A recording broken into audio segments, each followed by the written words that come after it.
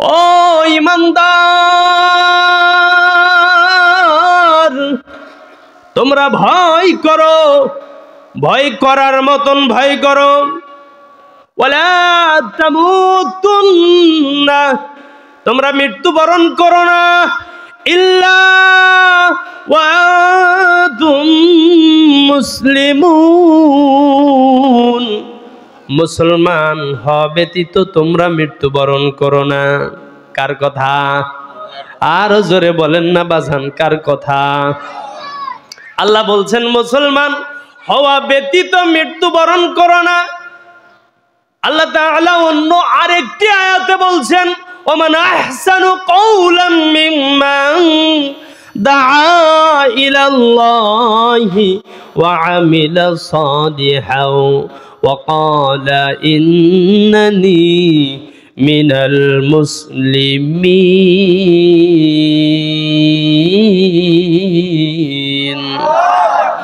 আল্লাহ রাব্বুল আলামিন বলছেন তার থেকে উত্তম কথা আর কার হতে পারে যে বলে আমি ঈমান এনেছি, ওয়া আমিলা সালিহা, ঈমান আনার পরে নেক আমল করেছি, ওয়া ক্বালা ইন্নানি মিনাল মুসলিমিন, আর পরিচয়টা দেওয়ার সময় বলে আমি হলাম মুসলমান। আমরা হলাম কি? জোরে কোন? নামে এ সব নামে। বাবা মুসলমান তাই আমিও মুসলমান। ওরে বাবা যদি মুসলমান হয়, তাই যদি আমি মুসলমান হই, তাহলে নূহ আলাইহিস সালাম মুসলমান ছিল, তার সন্তান নবীর সন্তান হওয়ার পরও সে মুসলমান হতে পারে নাই।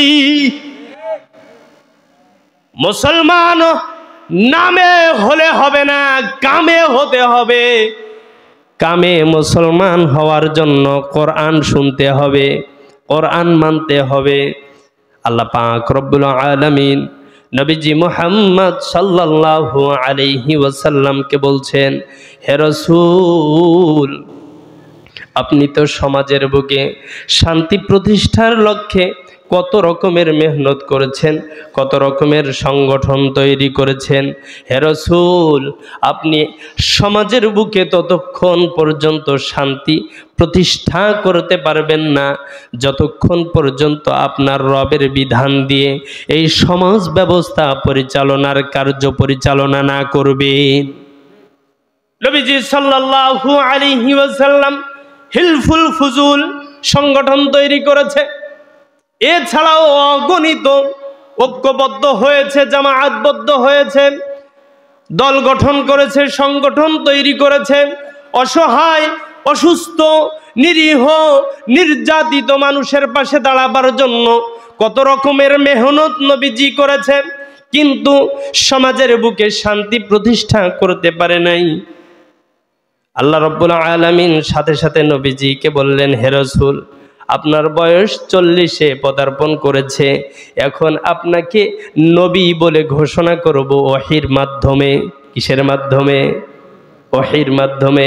নবীজি সাল্লাল্লাহু আলাইহি ওয়াসাল্লাম তো নবী আগের থেকেই, ঠিক না? কিন্তু নবী বলে ঘোষণা করা হচ্ছে ওই যে ওহীর মাধ্যমে। হে রাসূল, নবীওয়ালা কাজ, নবীর স্বীকৃতি আপনাকে প্রদান করা হচ্ছে ওহীর মাধ্যমে। নবীজি সাল্লাল্লাহু আলাইহি ওয়াসাল্লাম ওহীর মাধ্যমে নবুয়ত প্রাপ্ত হলো।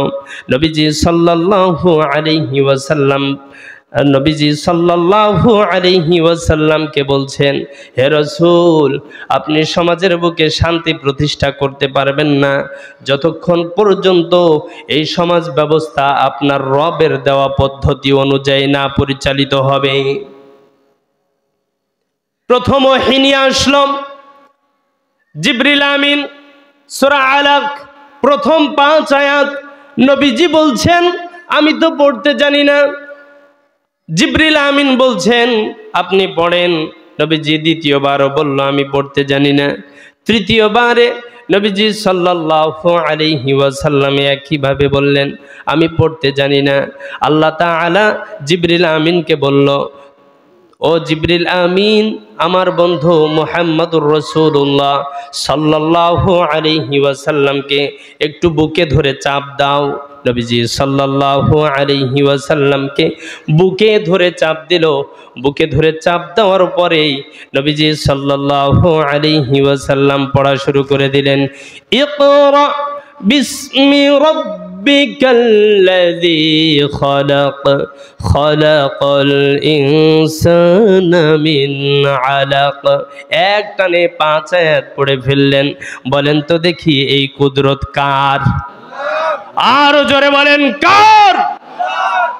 নবীজি মুহাম্মদ সাল্লাল্লাহু আলাইহি ওয়াসাল্লাম আল্লাহ তাআলা সেই দিন জানিয়ে দিল, হে রাসূল, যত রকমের সংগঠন তৈরি করেন না কেন, জমিনে যতদিন পর্যন্ত আপনার রবের দেওয়া বিধান অনুযায়ী জমিন পরিচালনা না হবে, ততদিন পর্যন্ত এই জমিনে শান্তি প্রতিষ্ঠা হবে না।